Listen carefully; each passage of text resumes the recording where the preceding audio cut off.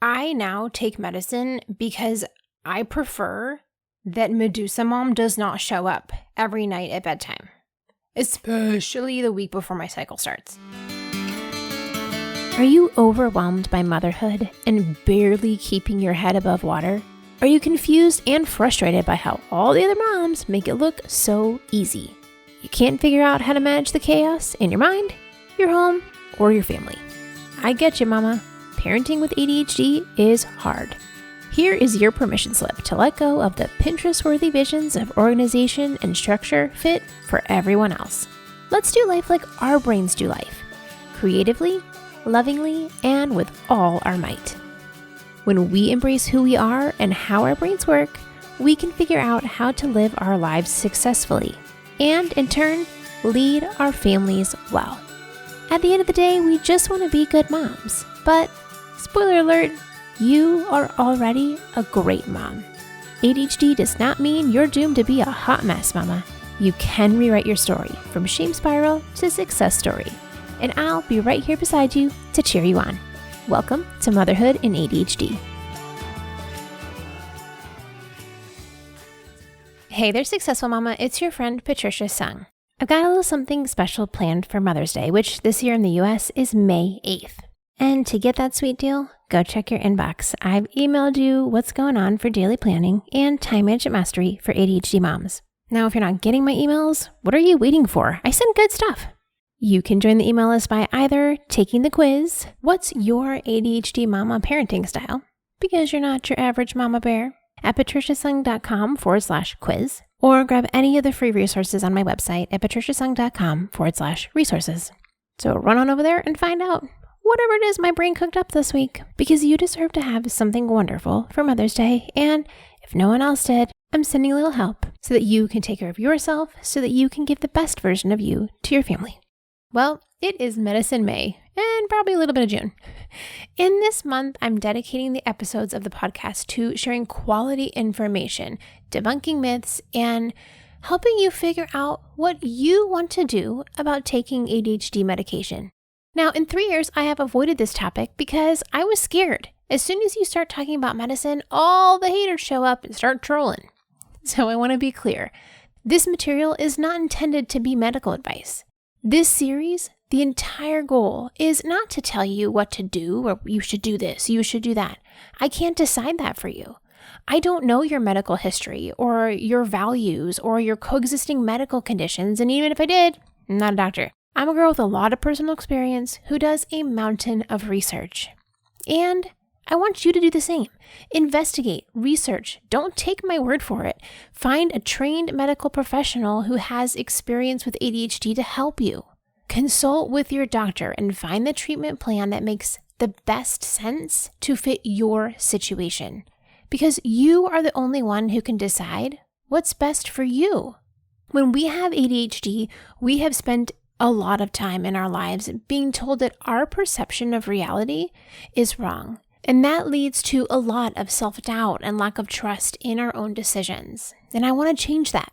My goal is to arm you with as much information and knowledge and confidence that I can. I want you to decide to take or not take medicine because you are fully comfortable and confident in your decision. So many people with ADHD are not getting the best treatment out there because of lack of information, misleading information, or quite frankly, straight up BS on the internet and by word of mouth. On top of that, there is so much shame and embarrassment about having ADHD and treating ADHD, and that includes taking medicine for your mental health. So when you show up at your doctor's office to ask about what your medicine options are, I want you to know what kinds of questions to ask. When you are talking to a provider that maybe doesn't know as much as you had hoped, that you can recognize that lack of experience or knowledge and know that you would be better served to seek out a second opinion. I want you to feel empowered when you talk to your doctor to set up your treatment plan. So with that being said, let's dive into today's episode about ADHD medication. So to kick off this series, today I'm talking to you about why I choose to take medicine. I'll tell you about the times where I have not taken medicine, the times that I have, And a little bit about my story. I know it always feels a little bit more solid when you have someone's personal experience to go on. Now, what I did is not necessarily going to be right for you, and probably it's not, flat out. Whatever I did is not going to be exactly what you would do as well. But I want to normalize the process it takes, the changes that are made, how life ebbs and flows, and how different situations call for different things, and understanding that it's not like a magic fairy wand where you just figure it out and it all works out. Sure, there's a few people that find a solution easily and quickly, but for most of us, we have to do some searching. And not only are we going to talk about how my experience has gone, but I also want to hit a couple of basic questions that I get asked a lot. And then over the next few weeks, we'll meet a couple of experts that are going to help us unravel this whole situation and how we make the best decision for us. And we'll be debunking myths and going through some of my favorite tips and strategies to make the medicine process as smooth of a transition as you can. Now, in having talked with thousands of people who have ADHD, generally speaking, the people who are not taking medicine fall into roughly 3 groups. There's one group where medicine's not an option for them. Some people genuinely just don't have a benefit from medicine, and it's a small group. It's usually 20-30% of people. Maybe there are also people who, due to other medical conditions, don't have the option to take an ADHD medicine, or perhaps it's cost prohibitive. And unfortunately, for some people, the care in their area does not allow them the privilege of taking medicine. But for these people, it really just isn't an option at this stage. If that is you, I want to encourage you that just because you can't take medicine doesn't mean that you're at a disadvantage. When we choose to take medicine, that's one tool in our toolbox. If you're missing just one tool, you'll be all right. You can figure out other ways to make it work. The way that we treat our ADHD is so multifaceted. The list is very long of all the different options we have to take better care of ourselves. So if it turns out that medicine doesn't work for you, all hope is not lost. You can still have a very successful life, even though you're not taking medicine. I've spent many years without taking ADHD medicine, and I did all right. It's not the end-all be-all requirement by any means. Now, group 2 is the people that, you know what? This just doesn't match your value system. And I am not here to change your value system. If you are not interested in taking medicine because it doesn't fit with what you think is important as a person, that's totally fine. I do hope that you will still listen to the series so that you can be armed with this knowledge in helping the people around you who may find that medicine is something that they want to dive into. And I think whenever we hear another perspective, that helps us broaden our perspective, because what works for me isn't going to be what works for you or the next person or that person over here. We all have different situations. Now, in the third group of people who aren't taking medicine, they haven't started yet. Why? Usually because of fear. All the what ifs that our brain is so good at coming up with, our anxiety starts going, and we think about, what if this happens? What if that happens? And what if this happens in 30 years? There's side effects. How am I going to afford this? There's a lot of stigma. I'm worried about this. So we send ourselves down this rabbit hole of worry and concern, and all that spinning doesn't get us anywhere except more anxious. So here we're going to tackle those fears and figure out what makes sense to truly be worried about. What should I actually be concerned about? What are the questions I should be asking my doctor in order to determine if these side effects are a serious issue that I do need to take into account? And how do we tackle that fear? It's by knowledge, by quality information, quality resources, leaning in and digging in and finding the answers so that we can be confident in our decision. But of course, there's always some faith involved, because we won't know what happens until we actually try. And we'll talk about that process as well. One of the areas that I often hear you all asking me about, sending me DMs about, is I don't want to be dependent on them. I don't want to have to take them. This shame and embarrassment associated with being dependent on something else. And I have had to work through all that. And now I don't look at it as I have to take medicine. I look at it as a privilege. I get to take medicine. I have the choice to pick that treatment or not. And I'm very well aware that it is a privilege and a luxury that I am afforded because of many different reasons. I get that choice. And I appreciate that I have the option to have help with that emotional roller coaster, that gives me time to pause, that it allows the fog to lift and for me to think a little clearer. It lowers the sensory input. And instead of the equivalent of trying to learn how to do algebra for the first time in Times Square with the lights and the noise and the people, just like so much input, right? And when I take my medicine, then I'm learning algebra, but in a place where I feel comfy learning. So where's the place that you enjoy learning something new? Is that the comfort of your bed or a library or a coffee shop or sitting outside? Like wherever you feel safe and comfortable, that environment that makes it more conducive to learning, that's what medicine gives you. It doesn't make learning algebra easier. It doesn't mean that you don't have to learn algebra. You still have to learn how to do it. But it makes the environment in which you are learning better, easier to learn in. Now, I used to love watching The Deadliest Catch. And when you watch the way that those ships roll on these huge waves, that is a grueling job. Fishing for crab is a grueling job no matter where you are. But if you're trying to learn how to fish for crab, is it called crabbing? If you're learning how to crab in the Bering Sea, in this giant storm, and you're getting tossed all around, are you going to have a better chance of learning that skill there?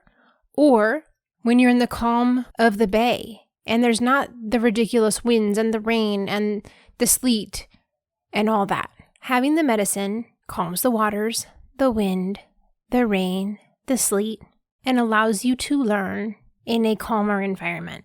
Because pills don't give skills. Your medicine is just one tool in the toolbox.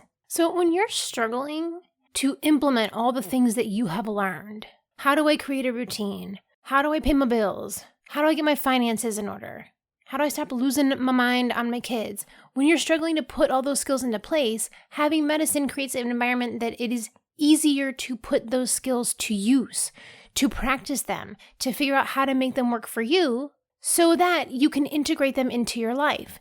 And there's quite a few people that after taking medicine and getting all their skills in place, will say, you know what, I don't need the medicine anymore. I have the structure built. I have the scaffolding built of all my skills, and I don't need the medicine to be able to run my life in a way that makes sense for me. And that's an option. You can take it for a time, get things in order, and then stop again if you want. I have thoughts on how you should stop in a better way than others. Don't cold turkey it now. I'll talk about that later. But that's an option. And then if life starts to shift and change and seasons change, you're like, ooh, I've got to put some new skills in place. You can say, okay, now I would like to do medicine again so that I can implement these new skills that I'm doing. Maybe you have a new job or a new kid and things are different and you need more support. So that's an option. But in order to be successful in the world that we live in with ADHD, you have to have lots of tools in place. You need the full arrangement of the tool belt and the toolbox. You need as much support as you can get. And your medicine is just one tool. For me, it's a level. Look, I'm not building anything with a level, right? But when I have a level, it makes my project far more solid, far more sturdy, far more likely to withstand the usage of that project because it was built on a solid foundation. But I'm not building anything with a level. So just taking medicine is not going to solve all your problems. If you take medicine and don't have any skills to pull from, you're no farther ahead than before. Maybe like a smidge, maybe like 2% better. It's a little better. The whole point of your treatment plan is to be like as multifaceted as possible. Medicine is not a magic wand. It is not going to solve all your problems for you.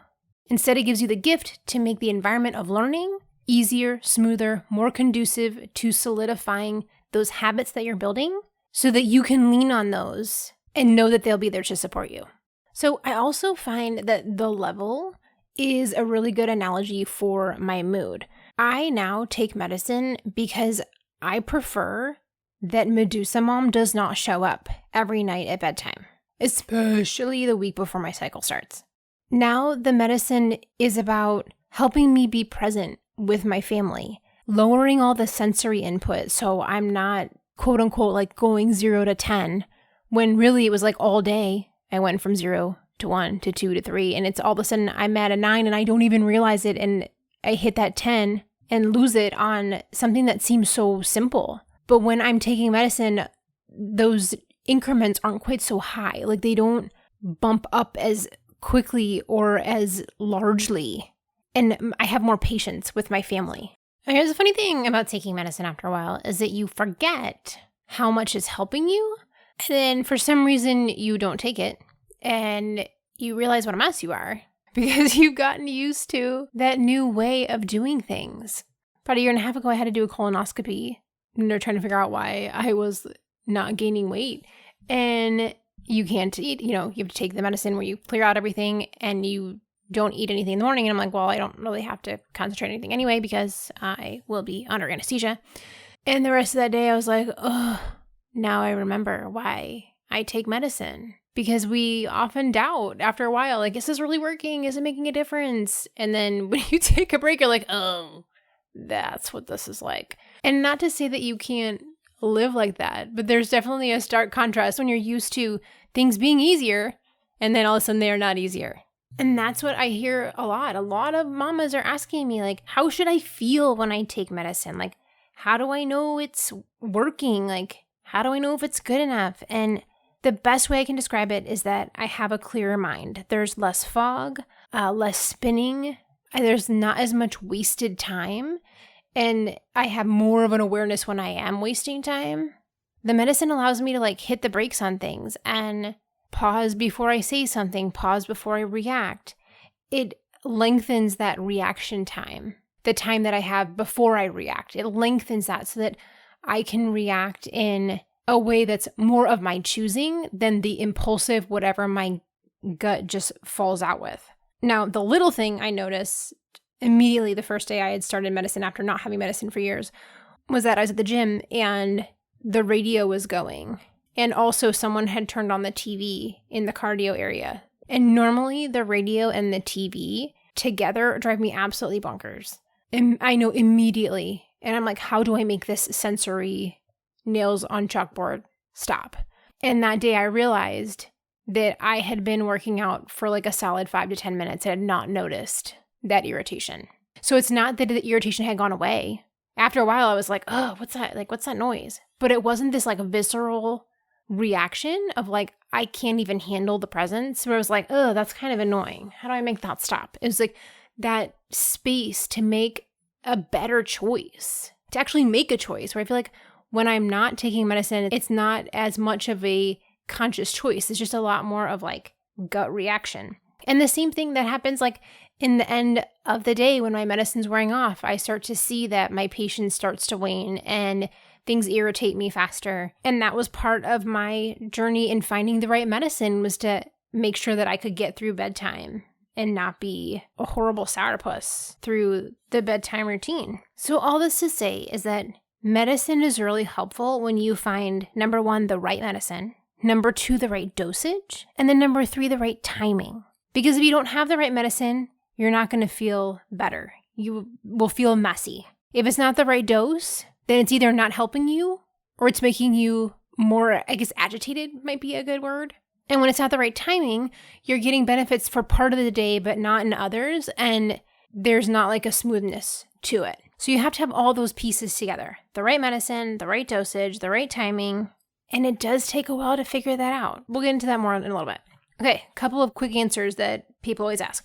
1, who can prescribe medicine? You need to find a licensed medical doctor who can prescribe medicine. So you can start with your GP, your general practitioner. If you have the option with your coverage and whatever health coverage you have, your insurance, your ability with access to care and all that, if you can, you want to start with a neuropsychiatrist, so someone who specializes in brains. If not, any psychiatrist would be the next one. I would put the GP probably farther down on the list, mostly because you want to find somebody, if you can, who has experience in ADHD. Because this is a trial and error process. There is no magic test. People ask me all the time, isn't there just a test that will tell me which one to take? No, there's no test. There's no magic wand that tells you, doop, here's your medicine that you should take, Patricia, just for you. Here's your special formulation. It doesn't work like that. It's a trial and error. You're open here like Cinderella, trying on the shoe till you find the right one that fits. Or I guess you're like Prince Charming, huh? He was the one trying on the shoes, dumb people. But anyway, you want to find the person who has the experience, because they're going to make that trial and error a whole heck of a lot easier if they know what they're doing. If they're throwing spaghetti at the wall just as much as you're throwing spaghetti at the wall, it's going to take you a lot more time to figure it out, right? This is where, if you can afford to have the quality care of an expert who's well experienced, this is where it pays off. It pays off in the correct diagnosis, and it pays off in finding a medicine that is well suited for you much faster. They know right away whether you need things adjusted because they've seen it. They've been there. But if you can't, stick with somebody who can prescribe medicine. You may have a little more heartache going the way, but any doctor can prescribe medicine, can prescribe you this medicine. Now, how do you know it's right for you? Well, I already explained to you like what I feel like, but that's not to say that everybody feels like that. And like I said, it's a trial and error process. So to me, I think of it like when you go clothing shopping, which I actually hate doing. But imagine you're going to look for a dress for a friend's wedding. And sometimes you get lucky and you find the perfect outfit at the first store in the first 15 minutes. You try it on, you're like, I look fab, you buy it, and you go. And then other times, you have to go to 5 stores over 3 different weekends and you've tried on 47 dresses before you find the right one. And by the end, you're just like, thank God I found something that fits, right? And then sometimes you buy this gorgeous dress and then halfway through the reception, you're like, this is not comfortable. I don't like this dress. And you realize it just doesn't fit you right and you wish you didn't buy it. And sometimes the dress is just like, okay, but then you pair the right shoes with the bag and you put on a strapless bra and all of a sudden it's a 10 after you've made all the adjustments. But once you find that right outfit, it's like, bam, feel like a supermodel. This is what it's like finding the right medicine. It is worth the trouble, but it takes a lot of adjustment to get there. Sometimes you get lucky right away. Sometimes you have to try a whole bunch of different medicines over a long period of time before you find the right one. Sometimes your friend tells you like, oh, you have to get this dress, it's amazing. And then you put it on, you feel like a hobbit, right? It's like when you ask your friend like, oh, what works for you? And they tell you, well, I take this at this, dosage and you try it and it doesn't help at all. Sometimes you start trying something out and you realize after a while, it's not the right one and you have to make some changes. Sometimes you need the adjustments where you need a second dose during the day or you have adjusting your different amounts like in the morning versus in the afternoon and you're changing the timing around to be earlier or later in the day to figure it all out. But once you find the right one, it's worth the trouble. But it does take a lot of work to get there.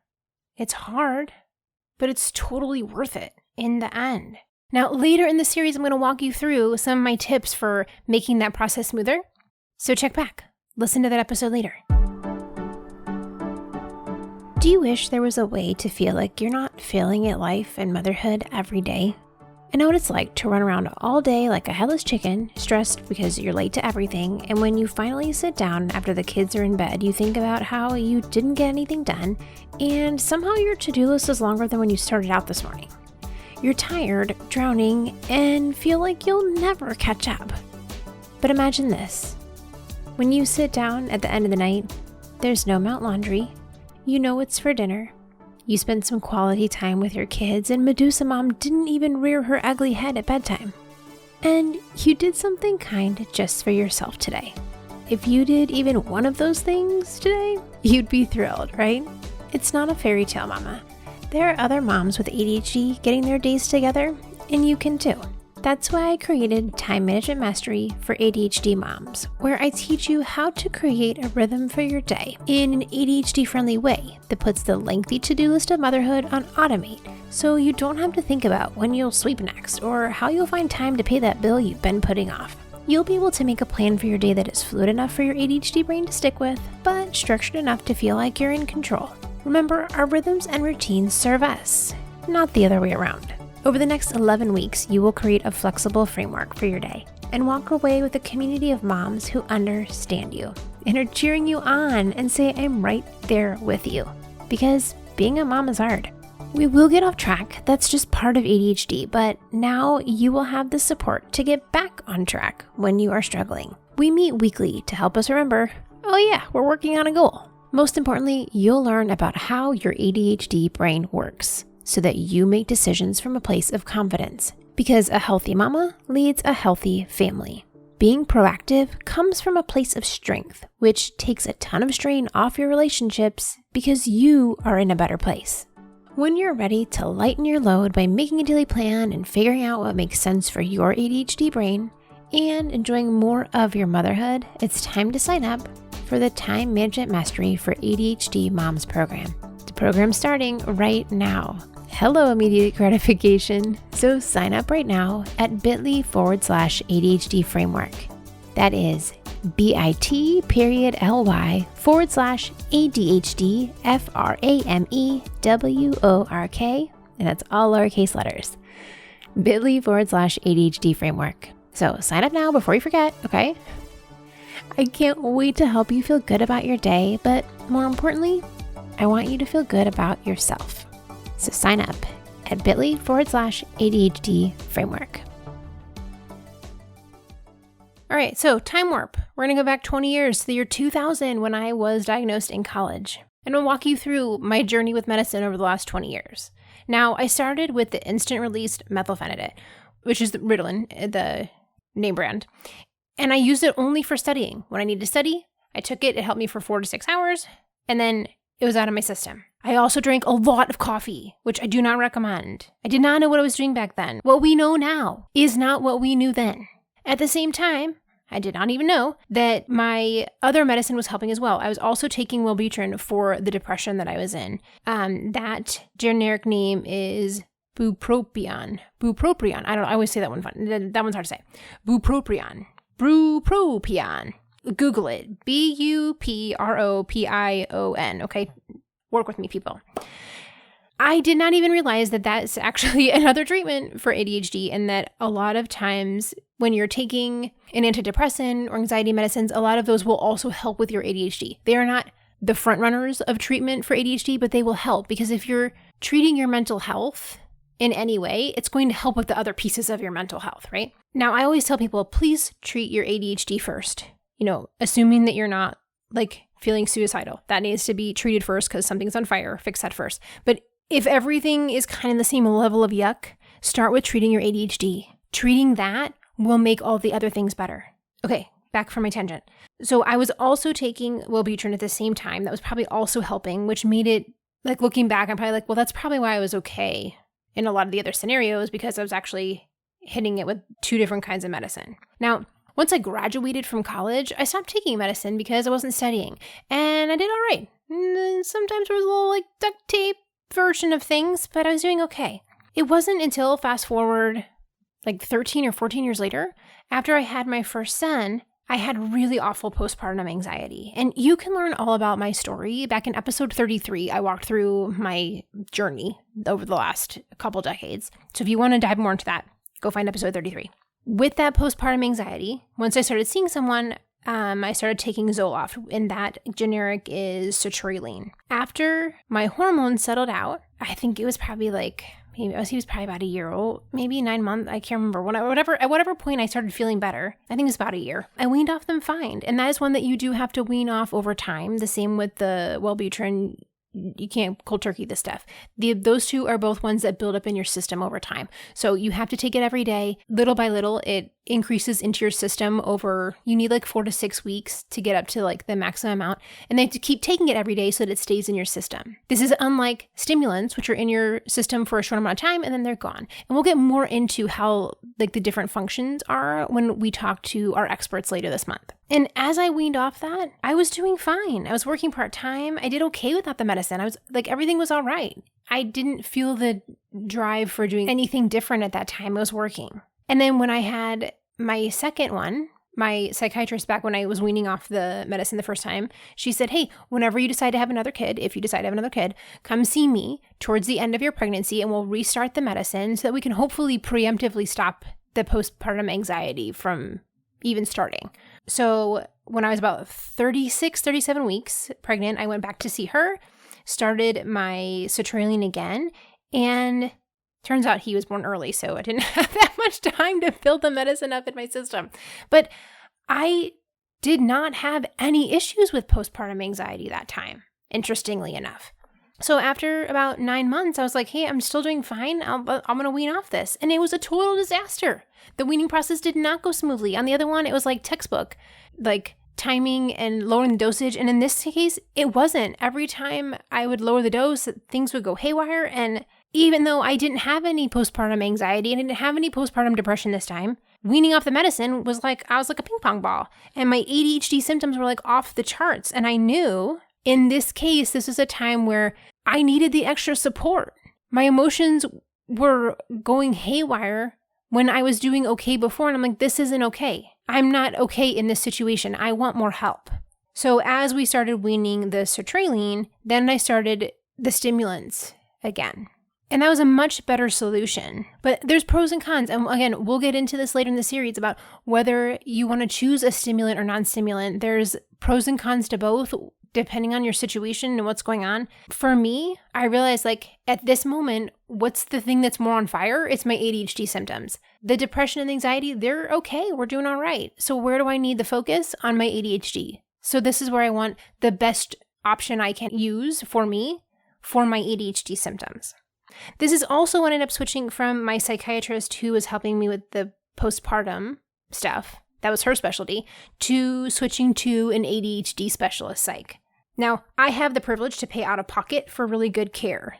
And the way I view spending money on my mental health is literally one of the best ways that I can show up for my family. That's one of the best ways I can use our family resources. Because when mom is not well, the family is not well. Everyone knows when mom's not doing well, and everybody suffers. Like, I hate to put it that way, but it's true. Everyone in the family suffers when mom is sick. I have been extremely physically sick for the last 2 years, and my family has taken the heat. Because when mom's not well, the family's not well. So if you ever feel guilty about spending family resources on your mental health, do not. Because that is the best way you can spend your resources is on your mental health. Hands down, every time. Okay, I told you I wasn't going to tell you what to do, but in that case, I am going to tell you what to do. Don't feel guilty. You need to take care of yourself, okay? So, as I was weaning off with the sertraline with my postpartum psych, she was starting to help me with the ADHD meds, which she had some experience in, but she was like, really, you should probably see someone else since this isn't my specialty, which I really appreciate. Like, I want my doctor to say like, hey, I can do this for you, but it's not only like what I'm really good at, like you should see someone who's really good. And she also knew my doctor that I was switching to and was like, yes, this is a really great doctor. And just so if you're like, hey, who is this doctor that you're seeing? I see Dr. Dawn Brown of the ADHD Wellness Center here in Houston. She is licensed in several states besides Texas. So I'll link her info in the show notes here so that way you can check into her if that's something that you are looking for. Also, side note, if you're looking for an ADHD provider, in these show notes, I will list some resources for you of where you can find some lists of providers. I have one listed in my Facebook that is a crowdsourced Google Doc that ADHDers have put their information in.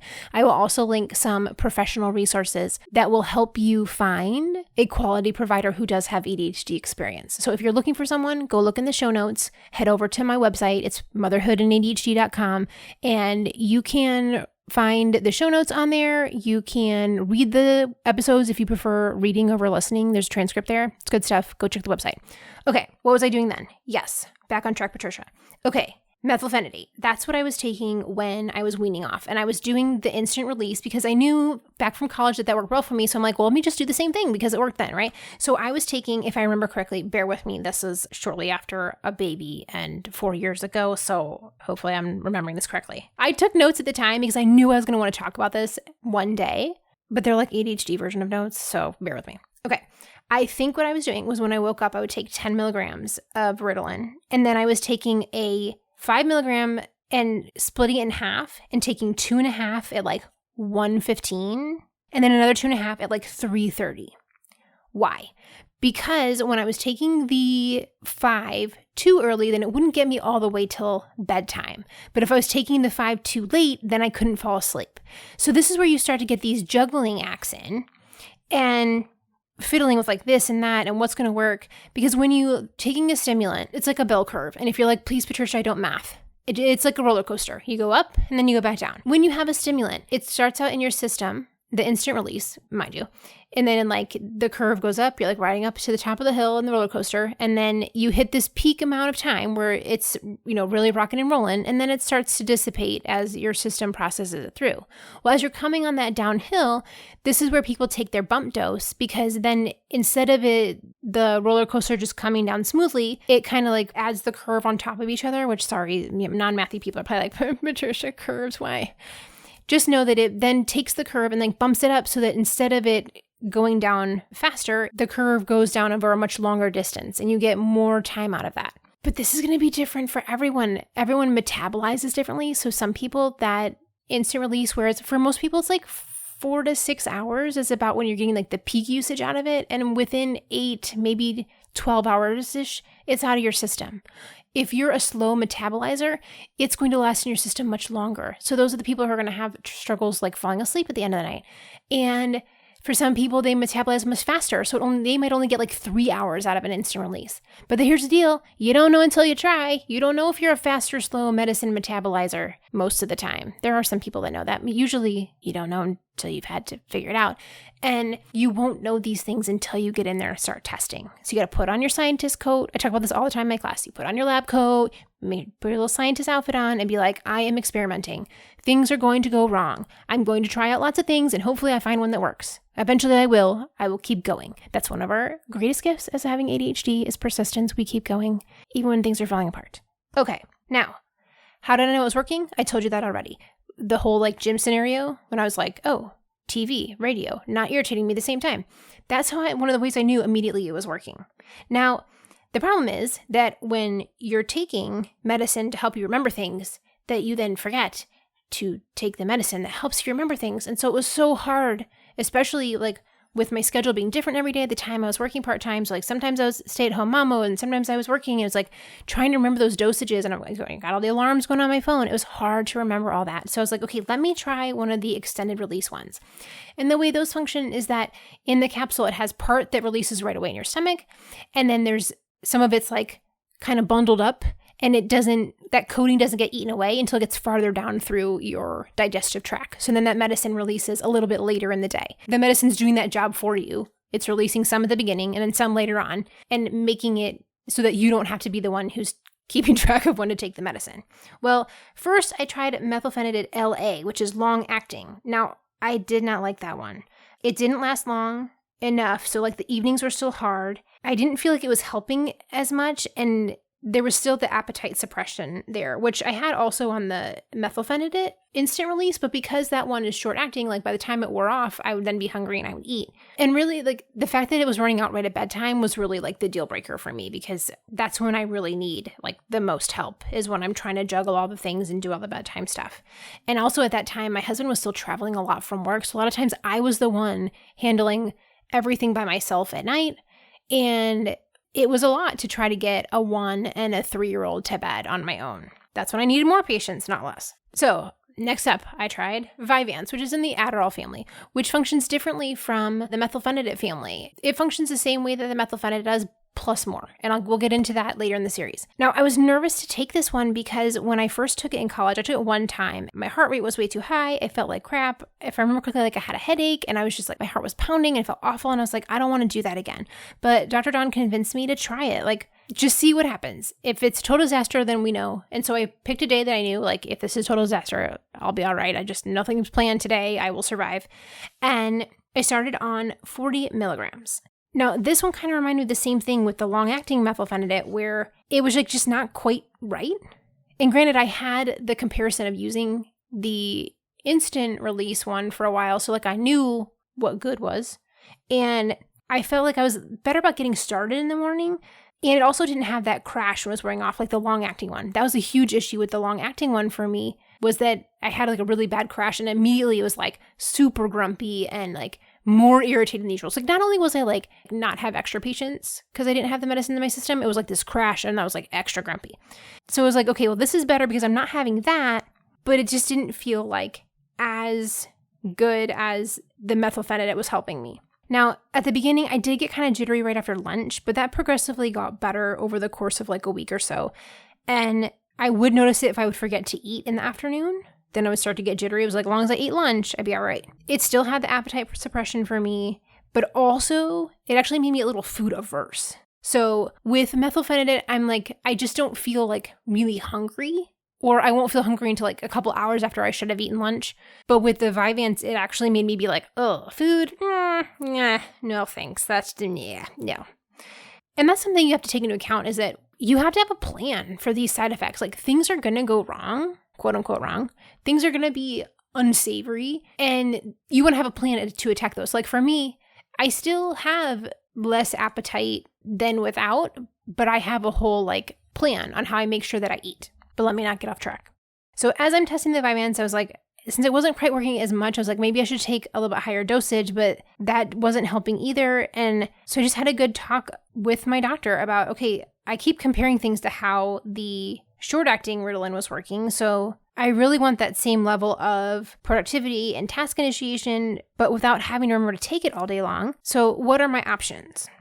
So where I ended up was switching to Concerta ER, which is a generic form of methylphenidate, and ER is for extended release. Now, there were some growing pains for sure, but I'm happy with this one. Still less hungry, but I set alarms to eat regularly. I make sure that I eat lunch with my family and also I'm eating dinner with my family. And it can be a little hard to stop at night.